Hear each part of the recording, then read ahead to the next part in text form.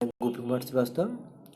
This is my first video और ये हमारा जो वीडियो है ये इकोनॉमिक सीबीएसई एग्जामिनेशन पेपर 2020 का है। हम लोग इससे पहले 2019 के सैम्पल पेपर को डिस्कस कर चुके हैं और उससे बना चुके हैं। अब हम लोग 2020 के जो एग्जामिनेशन पेपर है इकोनॉमिक्स का उसे हम लोग डिस्कस करेंगे कि क्या क्या क्वेश्चन आया था, किस प्रकार का क्वेश्चन आया था और समझेंगे। जैसे आप देख सकते हैं यहाँ पे पहला जो क्वेश्चन है हमारा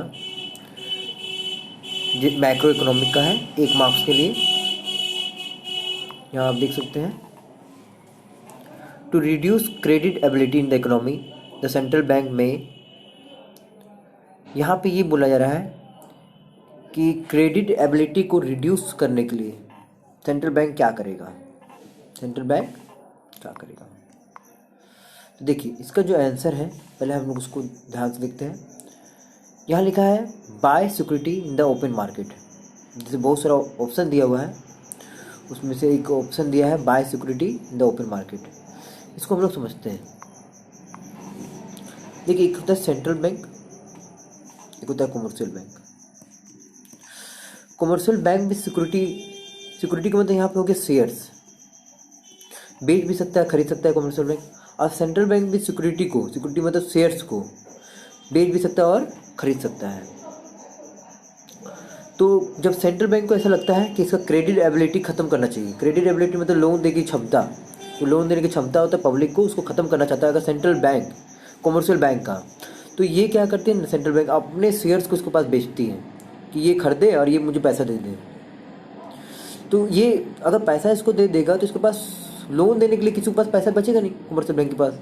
तो इस प्रोसेस से क्रेडिट एबिलिटी कम करता है। क्रेडिट एबिलिटी मतलब लोन देने की क्षमता जो कमर्शियल बैंक का होता है उसको रिड्यूस करता है अपने शेयर्स को बेच के, अपने शेयर्स सिक्योरिटी को बेच के ओपन मार्केट में।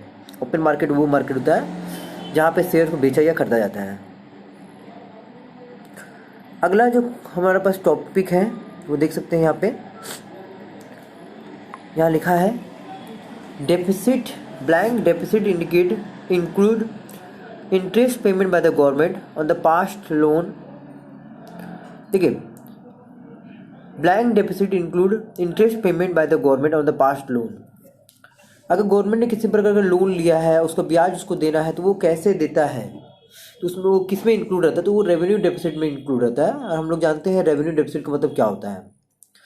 चलिए मैं रेवेन्यू डेफिसिट के बारे में बता देता हूँ। जब गवर्नमेंट का जो खर्चा है, जब खर्चा बढ़ जाए और इनकम कम हो जाए तो उसको रेवेन्यू डेफिसिट बोलते हैं। मतलब revenue expenditure is excess than revenue received, that is called revenue deficit. And revenue deficit include interest payment by the government on the past loan. Past में जो लोन लिया है उसको जो इंटरेस्ट ब्याज है वो बिल्कुल रेवेन्यू डेफिसिट कहलाता है। अगला यहाँ पे कहा गया है, आप देख सकते हैं state whether the following statement is true और फॉल्स। इन्वेंट्री स्टॉक वेरिएबल, तो यहाँ पे इसका आंसर भी मैंने दिखाया है। इन्वेंट्री को स्टॉक वेरिएबल कहा गया है क्योंकि ये पॉइंट ऑफ टाइम में मेजर किया जाता है, मतलब इसको मेजर कर सकते हैं हम लोग किसी टाइम पे, इसलिए इन्वेंट्री को स्टॉक वेरिएबल कहा गया है। तो इस प्रकार से हमें ये पता चलता है। अगला जो क्वेश्चन है हमारा, which of the following not a factor payment, में से कौन सा फैक्टर पेमेंट नहीं है, उसे हम लोग देखते हैं। देखिए इसका आंसर भी आप देख सकते हैं यहाँ पे, scholarship given by the student. आखिर क्यों आंसर दिया गया है ये बताते हैं। देखिए फैक्टर इनकम वो होता है जो प्रोडक्शन से रिलेटेड होता है। अगर आप गुड्स एंड सर्विस का प्रोडक्शन कर रहे हैं तो ठीक है, तो वो हमेशा फैक्टर पेमेंट कहलाता है। फैक्टर पेमेंट मतलब जिसकी किसी को वेजेस देना, रेंट देना, सैलरी देना, तो ये सब चीज़ फैक्टर पेमेंट कहलाता है। Free uniform to the defence personal, salary to the member, rent to the owner और scholarship by the student. Student जो है, जो स्कॉलरशिप स्टूडेंट को मिलता है वो फैक्टर इनकम बिल्कुल नहीं रहता क्योंकि प्रोडक्शन से रिलेटेड नहीं है, ना किसी सर्विस से रिलेटेड है। आगे कहा गया है, in case of the under employment equilibrium which of the following alternative is not a true. इनमें से कौन सा अल्टरनेटिव ट्रू नहीं होगा, तो उसका आंसर है resource are fully and efficiently utilized. मतलब क्वेश्चन यहाँ पे ये बोला जा रहा है कि किस केस में अंडर एम्प्लॉयमेंट इक्विलिब्रियम होगा, which of the alternative is not a true, कौन सा अल्टरनेटिव ट्रू नहीं है, तो बिल्कुल यहाँ पे resources are fully and efficiently utilise ही नहीं होगा। अगला जो क्वेश्चन है हमारे पास, तो आप देख सकते हैं यहाँ पे, state whether the following statement are true और false,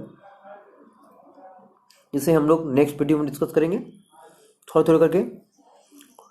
so thank you, must write this 3-5 questions of macroeconomy of previous year. Thank you.